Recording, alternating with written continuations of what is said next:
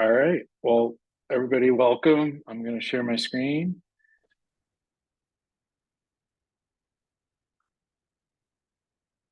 Okay. Can you see my screen? All right. Great. Yep. All right. So everybody, welcome to my tech session. So the title of my tech session is How to Chat with Your Data and Leveraging Generative AI and LangChain. Oops. All right. So before we get started, so my wife is an elementary school teacher and she just moved from third grade to second grade. So I have a new repertoire of stupid jokes from all the second graders from her. So I'm just going to start off. Why did the chicken use ChatGPT? No one knows? Because. So, all right. But seriously, why are we here? So I'm fascinated, as I'm sure you are, with the explosion of AI all over the place, and especially in the past few years. And I've been using ChatGPT more and more in my daily life, as well as my work life. But I've had the question, how can I start to leverage AI in my applications with my own documents and my data, right? So do I always have to train a language model to do that? For example, how would ChatGPT be able to generate SQL queries from my own database or schema?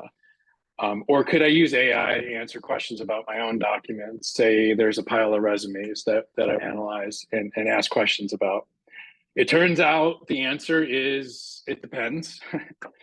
But what I'm about to talk about and show is one approach to using your own documents and data with some of the more popular existing language models and APIs that are available today. And you've obviously heard of ChatGPT and OpenAI, I assume. So this presentation is really just the tip of the iceberg when talking about using AI with your own data. This topic is huge, but I found that this is one interesting use case and set of libraries to do that. So I wanted to share that with you. So before we get started, what is generative AI? Okay, so you've heard that term, I assume. And generative AI is a subset of artificial intelligence. And really, it's capable of generating new or unique human-like text or content. And that could be images, so text, but as well as images and media. It could be even audio, video. So it's generating new and unique content using artificial intelligence. Perhaps the best or the most well-known application of generative AI is using natural language generation. So this is when it converts structured or unstructured data into natural language. So output, for example, automating text content creation. And you've seen this in a lot of real world examples out there. ChatGPT, DALL-E for image creation, which is really neat. And then Copilot and Code Whisper, which will help to generate new and unique code to help you with your daily coding. So how does generative AI work? So I'm not going to go into the big details about GANs and all the large language models and neural networks. That's not the focus of this discussion. There's a lot of detail there. But this is just a high level, how does generative AI work? So basically it starts with data input, right? So generative AI is going to start with a really large data set, a wide range of text examples. Some of the language models have been trained on, literally the internet, right? The data that's publicly available out there. So then the training occurs and the model is trained on this data set. It's learning patterns, structured and context from the text to build out what's called a large language model, or LLM. And the LLM is used in the text or the output generation. So when you give a prompt or input to a generative AI tool, the trained model generates text by predicting the next words or characters based on what it's learned. So that's like a really high level explanation of really what's going on here, but it's predicting the next words or characters based on the large language model that it's learned. It does use some contextual understanding, or can use contextual understanding. So it'll use context from input to create more coherent and contextual relevant output. And you'll actually see that in a few minutes in some of my demonstrations, how we have to provide a lot of context to the AI engine to generate the desired output or what I'm looking for. There's always some iterative improvements, and this is what companies like OpenAI are doing with their ChatGPT, or sorry, the GPT, I should say, language models. It's gone through a lot of iterative improvements and continues being refined. So there was GPT-3, which was widely used, and now there's GPT-4, which is a newer version of that large language model, which is much improved. But it's always an iterative process there. And then, of course, we're looking for outputs, generative AI. So we're looking for output from the model, essentially. So that'll be human-like text generation, or it could be other media, as we mentioned earlier. And that could be used for various applications, including chatbots, content generation, or data interaction, as you'll see in a few minutes.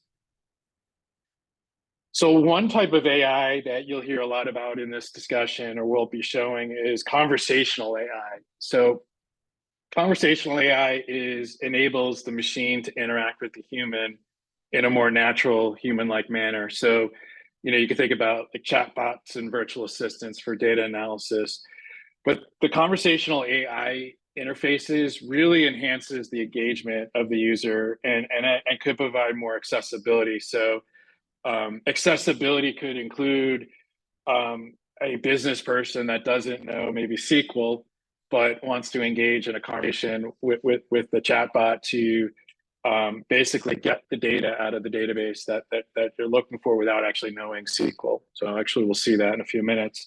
But it facilitates a natural and intuitive interaction with the data, which is what I was looking for here. But it also will support personalized responses and recommendations. So you've seen these too in chatbots, again, on the internet, virtual assistants, and content generation for marketing communication. So those are some of the real world examples. You've seen that.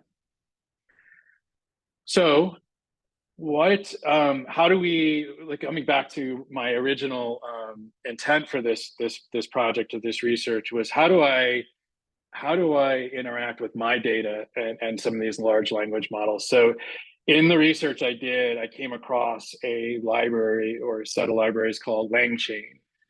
And LangChain is a framework for developing applications powered by large language models, which, large language models power some of this generative AI. So this can bridge the gap between your data and LLMs. There are also discussions, and you probably heard, that you can train your own LLM, essentially private LLMs, with your data, or even extend existing LLMs out there. I wasn't looking to do that right now. I was just trying to see, how can I start to leverage my existing data with the existing LLMs? Is there a way to do that? So we found this AI first toolkit that will seamlessly integrate with a bunch of existing data systems. And there's a lot of plugins for this. You can plug into document data, databases, online cloud providers, a lot of varying data sources to provide that custom data. And this library is open source. Python and JavaScript libraries are available. But you can see here down in the diagram, the high level way this works is it'll take data sources. So this can be your unstructured data, include code. It can include structured data as well, which is like SQL. And you can integrate it with your application. And that will, the LangChain library will then integrate with AI providers like OpenAI and provide you access to their API and their large language models. And there's a bunch of different use cases you can implement here. You can implement a question and answer type of pattern to your data, and LangChain will basically facilitate fetching your data, creating the prompt, sending the prompt to, in this case, ChatGPT, getting the response, format response for you, and kind of facilitating that question and answer. It also has a bunch of other different patterns that it can implement, chat. It can chain a bunch of different queries together as well. So you'll see some of that in the demo.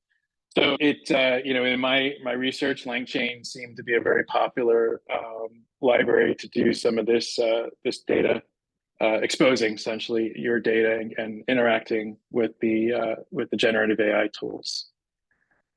All right, so moving ahead, we're going to do a demo.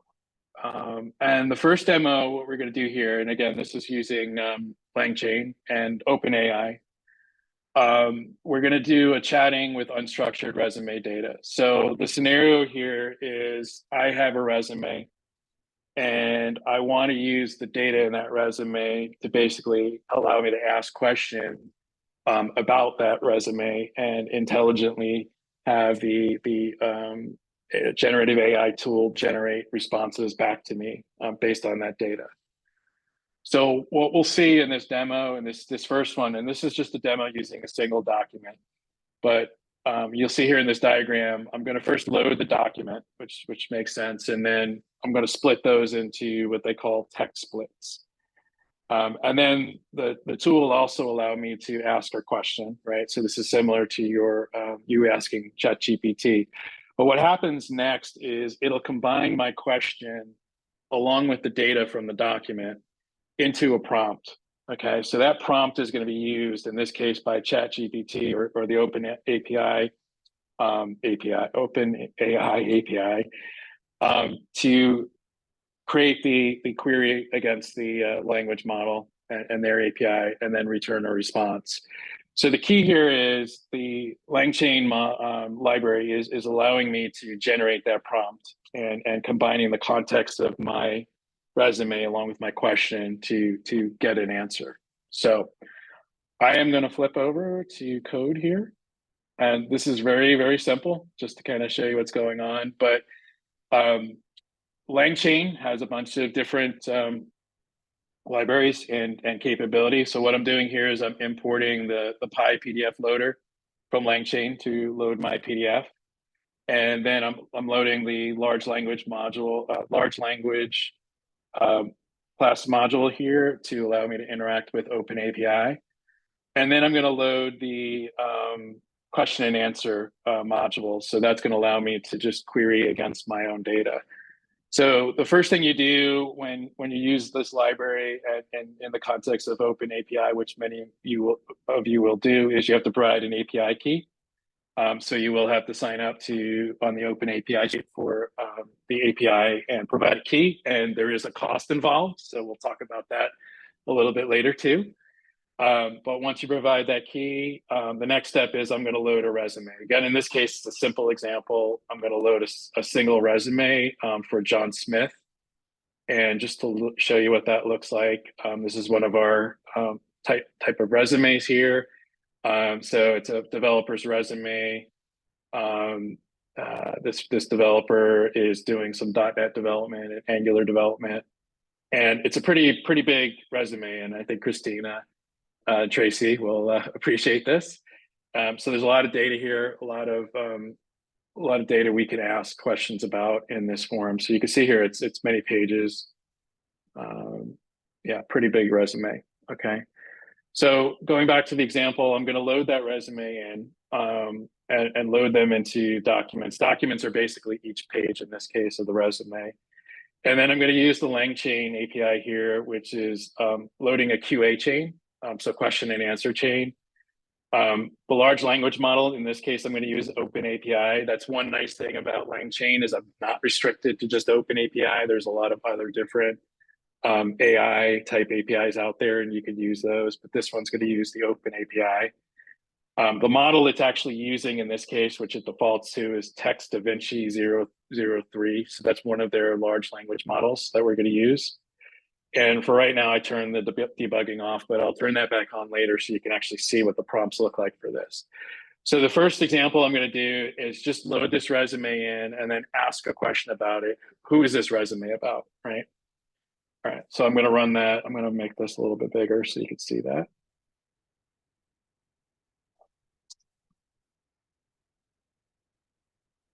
So I'm going to run that code right now, and it should print out the response in a few seconds here. So it told me, okay, this resume is about John Smith, right? Okay, that's pretty simple. So let's ask it another question. Let's ask it, how many years experience does this person have? So this is getting into a little bit more, okay, it's going to have to look, over some of the history of this person. And it says this person has 20 years of experience. So just to go back here, what it probably did in this case, whoops, is noticed at the top of the resume, John Smith is a lead software engineer with over 20 years of experience, right? So it's able to derive that answer from this data here. So we'll ask another question.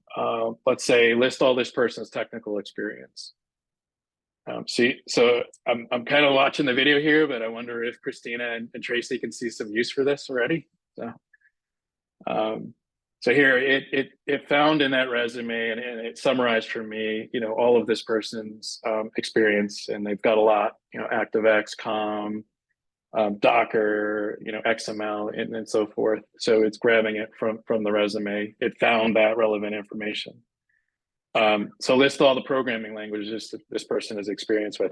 So this is an interesting one because the large language model needs to understand what a programming language is and how to identify that out of a resume. There's nothing necessarily in the resume itself that lists that specifically.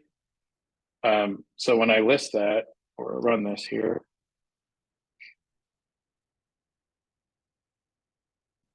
okay, so it pulled out the relevant programming languages from that document. So it's pretty neat.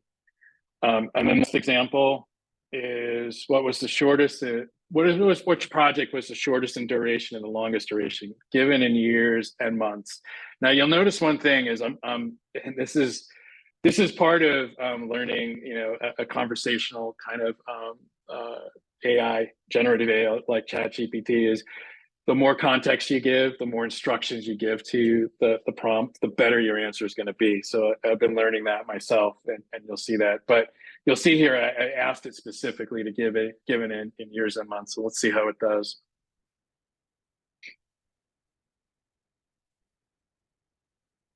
All right, so shortest project in duration was 60-day contract with Microsoft, and the longest project in duration was a 20-year project with Computer Systems Inc. So if you go into the resume, you'll see chronologically that this person has listed the companies and the time period they've been there, and it's used some other context in here about Microsoft with the 60-day contract, and it produced that result. So what's so magic, right? It's just really interesting. So what is actually happening behind the covers here? I'm going to turn on the verbosity here to true and run this same example. And I don't claim to understand every single thing that's going on here, but as I've been using this library, I should say, what it's actually doing is it's generating all this in green here is a prompt that's being sent over to, in this case, the OpenAPI large language model. So you can see here that this LangChain library actually created a prompt, and it says here, using the following piece of context to answer the question at the end. If you don't know the answer, don't say that you don't know it. Don't try to make up an answer because that happens sometimes. And it's actually provided, for the most part, all of the text from that resume in the prompt as context. And then it's asked my question, which project was the shortest duration and the longest duration given in years and month. And then it has a helpful answer here. So this will be sent over to the large language model. It'll come back with the answer, and then the LangChain model will pull out the answer from there. So it's pretty cool, pretty interesting.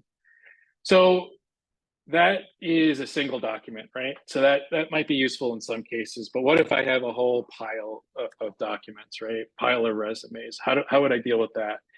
And one thing to note about these large language models is there, at least on the ChatGPT side or the OpenAPI side, there is limits to the size of the prompts or essentially the prompt text that you can give it. And it varies based on the large language models you're using, but sometimes it's 16K, sometimes it's 32K, and those limits are growing.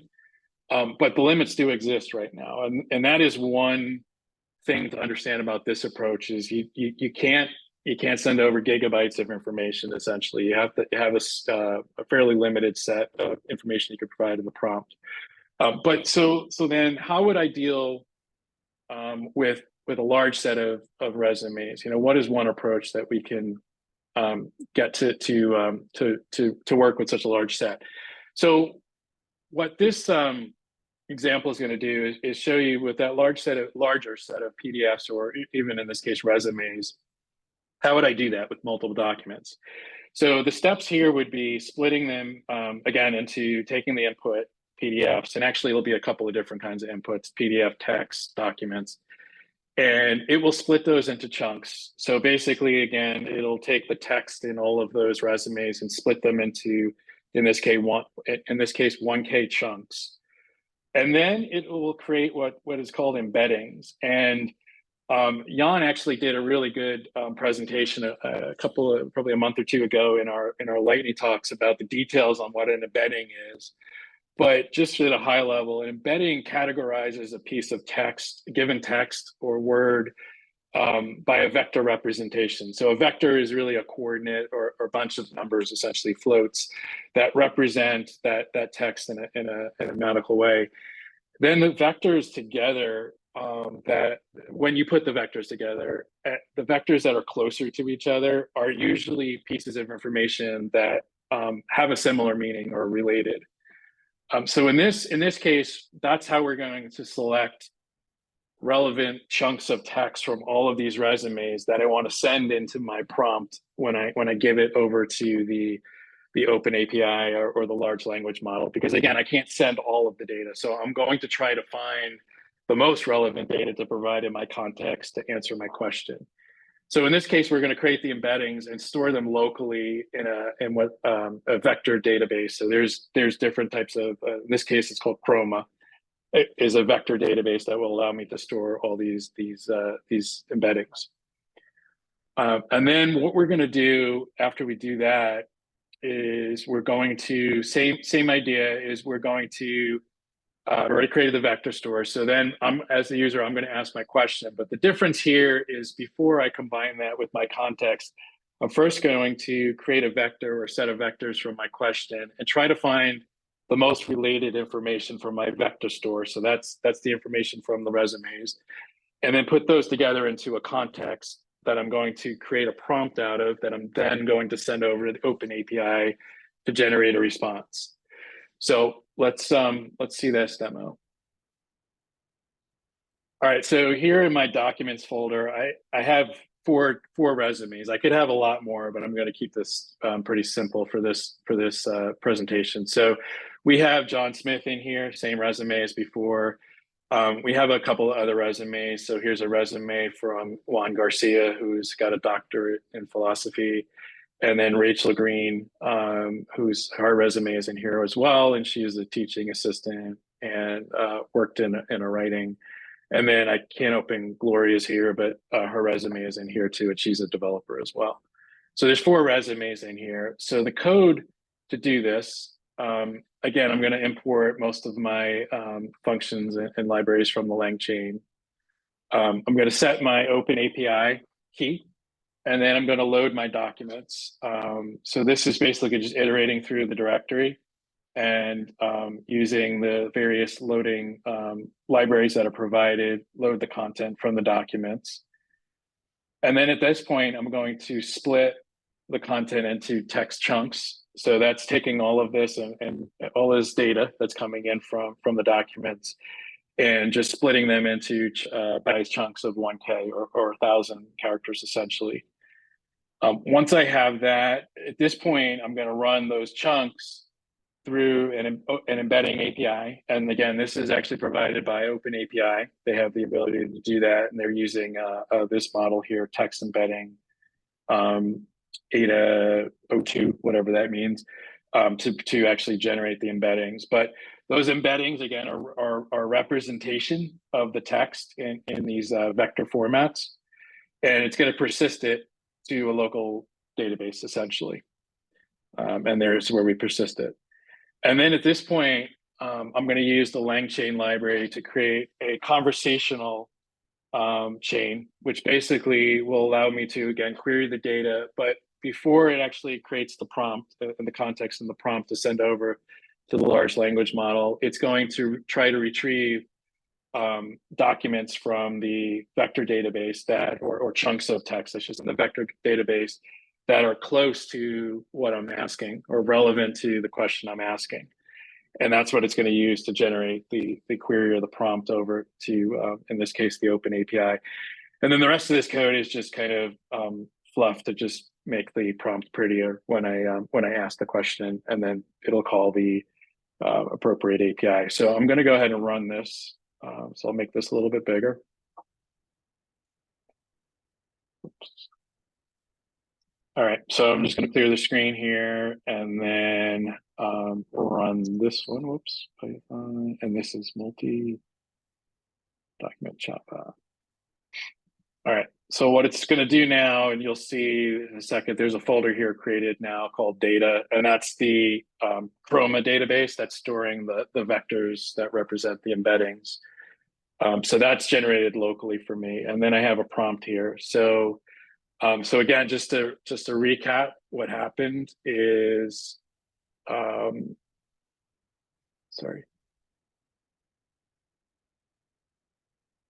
Here we go. So again, it took those PDFs, or actually all the resume data, converted those into documents, split them into text chunks, converted them into embeddings, which again are vector representation of the data, and loaded locally into that vector store. And I'm about to create a question, and that will query the local vector store first to find the relevant information from those documents. It'll then provide a context, or create a context and create a prompt, and then send it over to the Open API. All right, so let's run this now. Sorry, get to the right page here.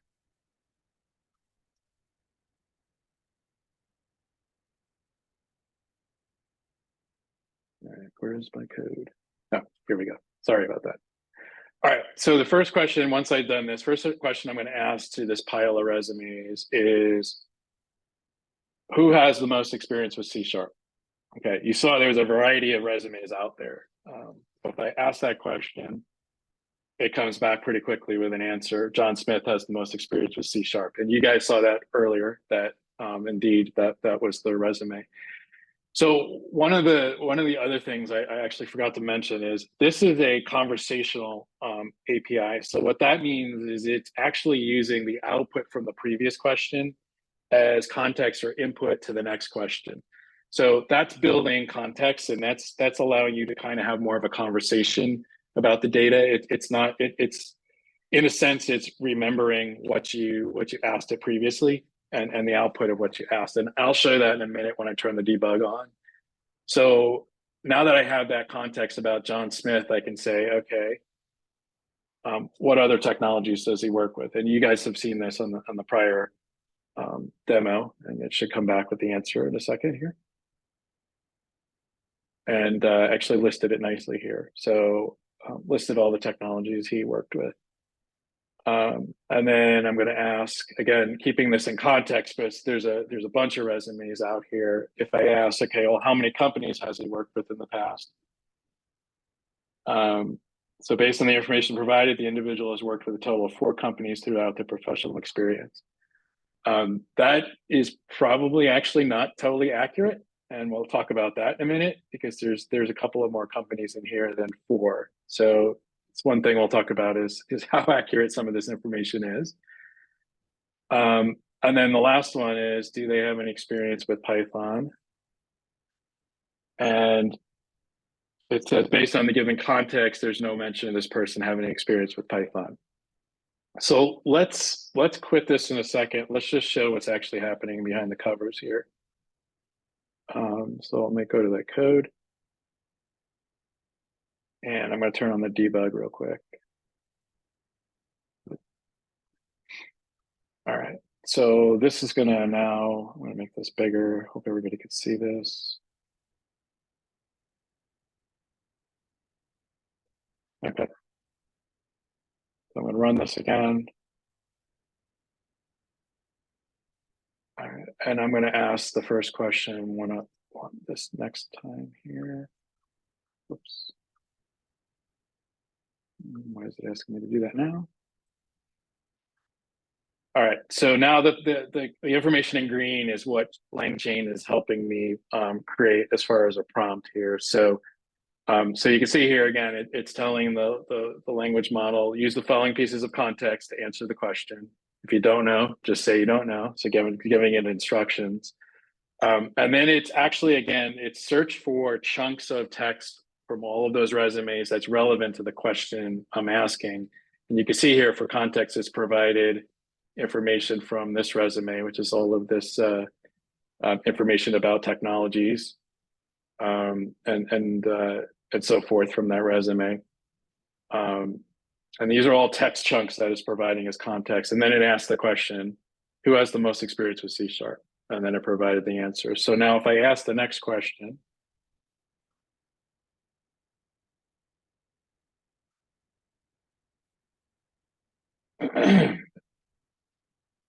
you'll see here at the top, this is the next prompt that it's generated.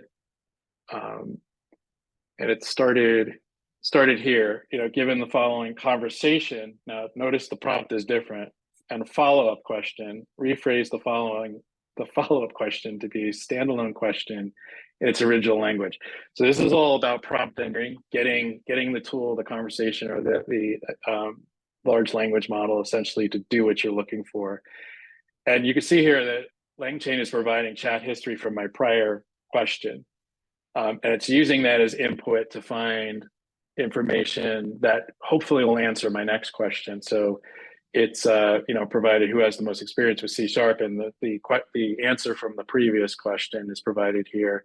It then goes and finds the documents again, or the snippets of the documents that might provide context for answering the next question.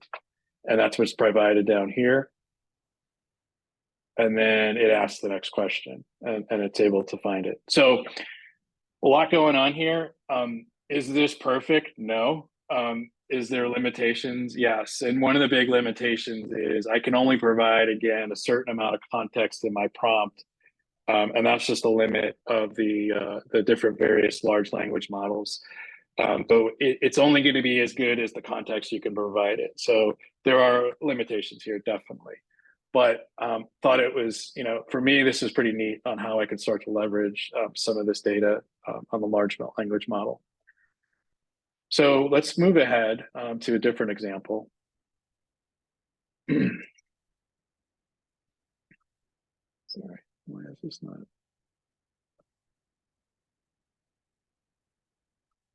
All right. Why is Chrome not coming up? All right, here we go. Sorry about that. All right, so let's go to the next demo. So this one is we're going to chat with some structured data, and this is actually going to be chatting with essentially using my my local SQL database, so I can create SQL queries and run SQL queries to find answers about the data in my database. All right, so at a high level, again, we're using the LangChain API to do this, or a library to do this. I'm going to ask a question, and the question is going to be in English. So I'm not going to ask anything using SQL or anything technical, essentially. And again, the question is going to get run through the large language model with a bunch of context and prompts about how to answer that question. And eventually, I'm going to get to a query that's going to be generated by the generative API, the open API. I'm then locally going to take that same SQL query, run it against my local SQL database, okay, and get an answer out of that, or get a set of rows, and then use that answer to feed it back into the large language model to eventually generate a human or a text, English in this case, answer about my data. So let's flip over to the code to see how that works. All right, so here I have a notebook set up for this example, and you can see here I have a local database already loaded. This database is a widely used database, test database that represents music essentially, so artists and albums and tracks and genre and customers. It kind of represents, I think, a music shop, an online music store, or library like iTunes, for example. So we're going to query again. We're going to basically ask questions about this database and get some answers. So again, I'm going to import the appropriate libraries from LangChain. So there's a SQL database toolkit that allows me to interface with locally with my database. And then there's a SQL database library that will allow me to create a SQL agent, which is what's going to actually facilitate the communication between my database and generating a prompt and sending it over to OpenAPI. All right, so I'm going to load those libraries here. And then the next step is I'm going to create a connection to my local database and create a SQL database toolkit around that. And that'll take my database and tell it that I'm going to use, again, the OpenAPI large language model. And then I'm going to create a SQL agent. And an agent is just something that allows you to interact with the data sources. So in this case, it's a SQL data agent, SQL agent. So let me run that. All right, so that made the connection for LangChain between my database and able to create a prompt and run that prompt. So the first thing I'm going to do here is I'm going to ask it to describe the playlist track table. So this is pretty straightforward. But when it runs here, you can see it's starting to generate, again, prompts. And I'll show the more detail on this later. But basically what it's doing is it's figuring out it needs to first list the SQL tables. List the tables in the SQL database. So locally, the AI is in green, or the response from the AI is in green. So locally, it ran a query to get all of the listed tables here. And then it used that to feed it back into the prompt.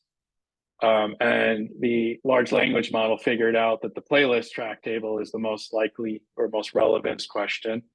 And then it responded to me to say, run the SQL action, which is SQL database schema, which will list the details about the playlist track table. So again, locally with that response, it listed out the table structure for the playlist track table, as well as 3 sample rows, and fed that back into the conversation here, back into the AI.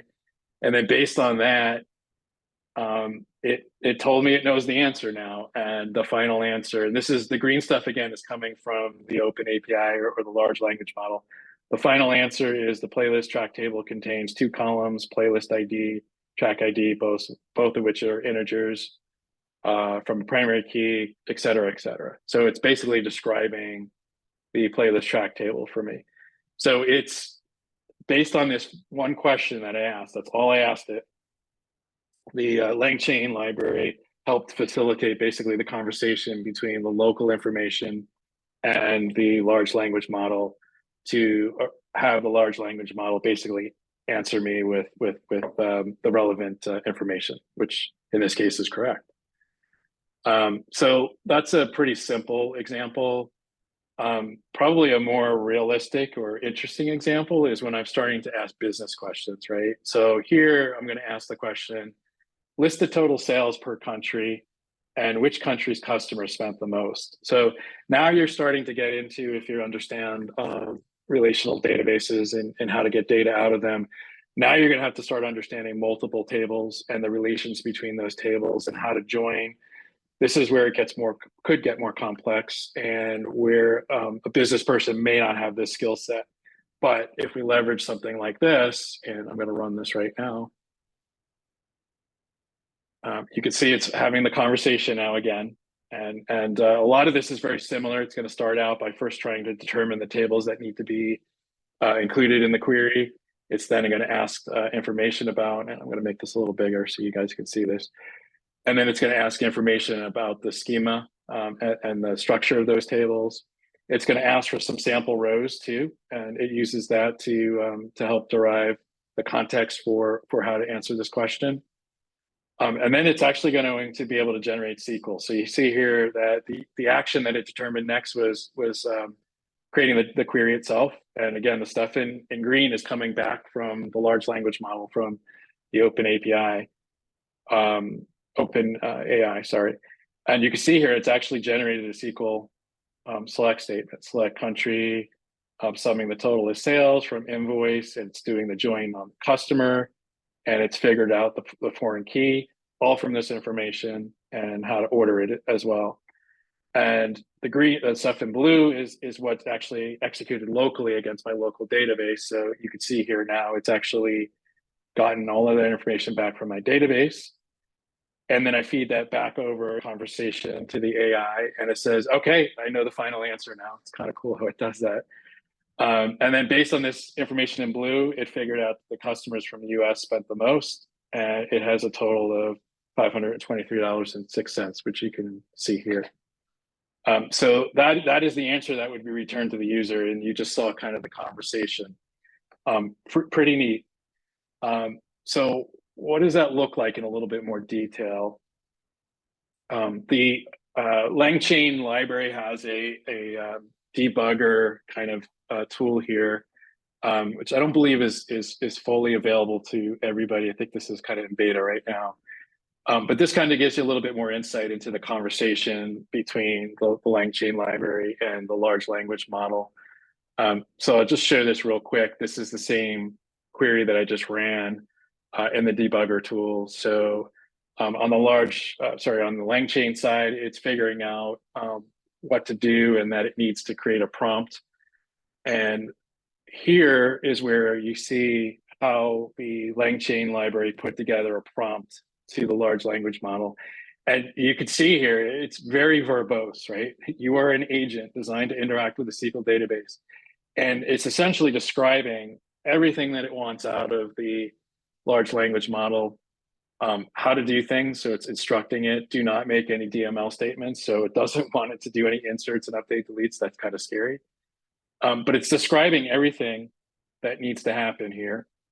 What are the different actions? And then how it wants to respond, what the format of the responses should look like, and it's giving examples. And then it tells it to begin. So you see here, my first question that came from me is, again, list the total sales per country, which is the country spent the most. And then the information in green is essentially coming back from the Open API tool. So based on all of this information, it told me you should run a listing of the tables. Okay. And then it keeps building on itself. So you see here, it's the same instructions at the top, same prompt, but it keeps building on itself here. So all the information from before, but after I ran the list of tables locally, I fed in that here's my observation is here's all the list of tables. Then it figured out, okay, I should query the schema of the invoice and the customer table. So again, the stuff in green is coming back as output from the tool. And it tells me that I should run this action against these tables. Again, the LangChain does that, runs those things locally, and here's the output, and feeds that back into the conversation.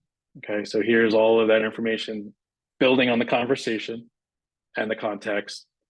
And basically, I'm getting the answers back until it finally arrives at the solution, which is now I know we told it to tell me that it knows the final answer and give me the final answer. And here's the same answer we just saw. So pretty interesting. And I think the key takeaway here, there's a lot going on here, but the key takeaway is look at how much information I had to give it in the prompt to do effectively what I wanted to do. So that's a whole nother area of this that I'm not going to get into, but prompt engineering, how do you get the right answers out of these tools? And there's a lot to be discussed on that. That's kind of outside the context of this, but so that's just a little, again, an example, 2 examples I thought was really neat. Getting data out of the documents and then getting data out of my SQL database. The LangChain toolkit has a lot of different connectors for a lot of different data. So you could query cloud providers and various structured and unstructured data sources. So there's a lot to do here, and a lot of data sources you can retrieve. All right, so now that we've seen all that, So for some consideration, okay, what are the challenges and constraints to be aware of here? All right. So one of the top things that I've been talking about is just that there's this prompt size limit, right? You can only provide so much context and data in your prompts to give to the large language model. Those are increasing all the time. It used to be 4K, then 8K. It's 16 and now 32K. I've seen in some of the open API large language models, but the limit still exists, and there is no you're not training or anything, or you're not training essentially the large language modules every time. There's no like history that it's keeping. Every time you're interacting with that large language model, you got to provide context, and if it's a conversation like you saw earlier, you got to provide information from the previous answer in your conversation. So you can see how that size limit could be an issue at some point, and for some use cases it may not work. So the other thing you have to be aware of, and this is more to do with the open API API and the way they bill. There's these. It's not free. It costs money, and the way they calculate it is based on this token system, which is kind of crazy, but it's essentially based on the amount of text you're providing there in the prompt, and it figures out how many tokens it's going to cost you, and it deducts that, and of course there's real money involved there. So it looks like it could get expensive fairly quickly. And even my just little playing with this, I mean, I've gone through, I can burn through $1 very quickly, and it doesn't sound like a lot, but I'm not allowed to here either. So you have to have a good understanding of the cost of this, and is it worth it? And you know, understanding how the tokens are generated and how that translates into cost. So just be aware of that. They're making God's amount of money here, and you just have to be aware of how that's calculated. So always improving accuracy. So it's not always so accuracy is important here, right? You need to have an understanding of how it got arrived at the answer, and you need to basically get some trust into some of these answers. I've noticed it's not always correct, right? The answers aren't always accurate. Some of it's still experimental. This is an evolving field. And that's one of my biggest questions, and probably something I'll take a look at after this is, how do I get more trust into some of these answers from the tool? And it's something you need to really play with, I guess, and have a good understanding of what's going on to start to build the trust in this. So it's trust but verify for me at this point.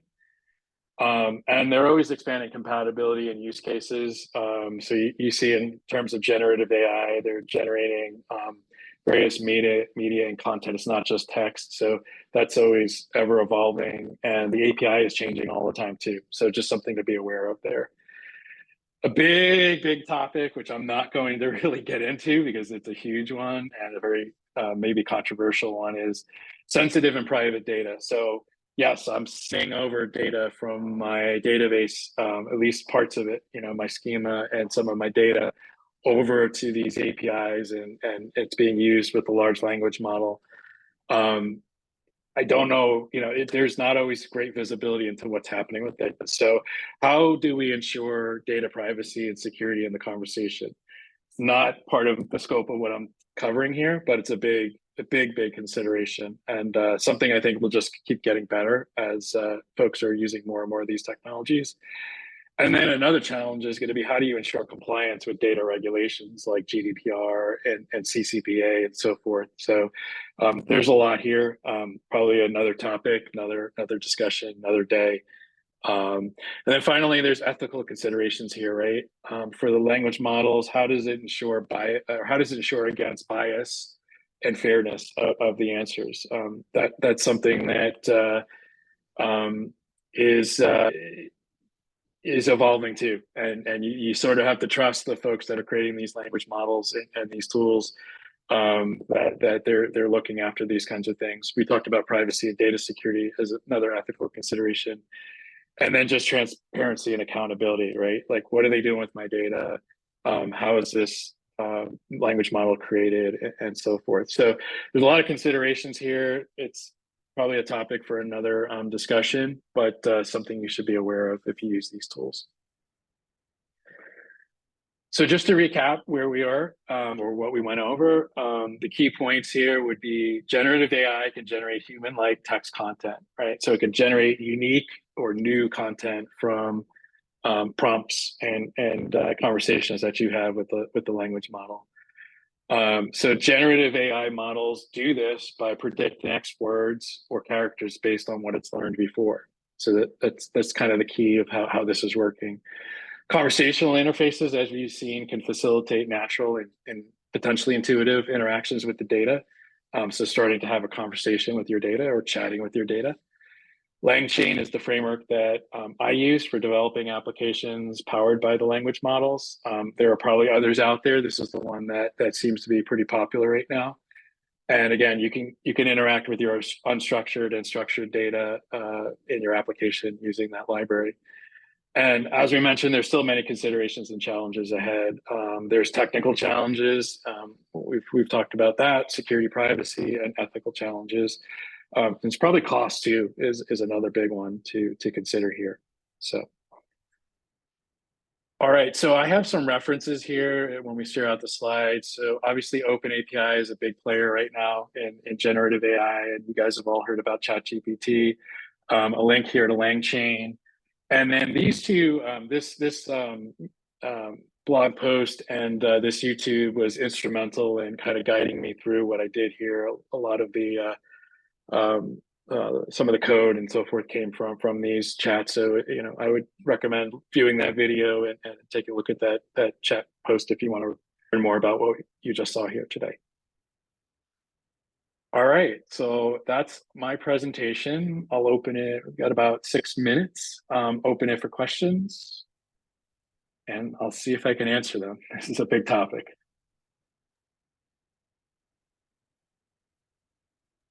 Hey, Greg, that was great. I had a really quick question. So we all kind of saw some of the coding you did and some of the prompts that you did, and we can, probably developers in the call can probably understand how much debugging it took and attempts and retries. So I don't know, I might have missed it. I don't know if you said, but you talked about cost. How much in its totality did that cost, everything you did from then to now? Yeah, it's not a huge cost, but the amount of time. So I think it was about $10. Okay. But I mean, But it was a limited set, and yeah, yeah. And here's what's interesting. Last night I was practicing my presentation, and I was running the code, and I ran it quite a few times to make sure it worked and so forth. And then I checked this morning, and it's like, oh, you just burned through another $2 of credits, or what they call credits. So it looks like it can get costly pretty quickly. So you really should understand it, and it's not easy initially to figure this out. Like you can see here, this is the Open API pricing model. You have to understand which language model you're using, and you can see here it's going to charge you in this case for GPT-4, which is the newest one that's out there. If you're going to use the 8K context model, which I talked about before, it's charging you 3 cents for 1,000 1K of tokens, right? And a token is not roughly a word, but you can kind of equate it to a word in that context. So you can see it could get pretty expensive pretty quickly. I don't know if that answered your question, Jeff, but. No, it did. I just, we can all sort of imagine in our minds what a sophisticated application, what the multiplier would be there from what you did. That's what I was trying to get my head around. Yeah. There's actually, I forgot the name of it, but I did find there are open source large language models out there, which of course are free and you could actually run locally. Probably they're not anywhere close to as comprehensive or as good as these models, I would guess, but that's something to consider too. Greg, I have a question.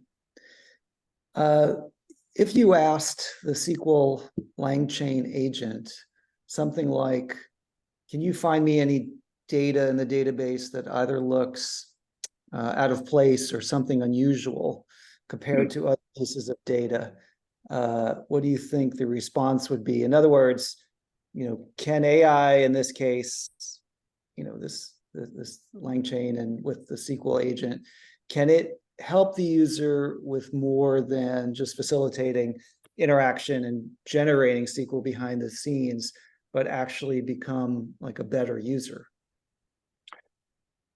Yeah, that's a great question. What the use cases I looked at was more geared, as you saw, towards taking business questions and turning them behind the scenes into SQL queries to derive answers. I think you're talking more about looking at the overall data itself, right? Yeah, for it to, I mean, I assume it has access to the description of the tables. It has access to the data because it's doing the sum.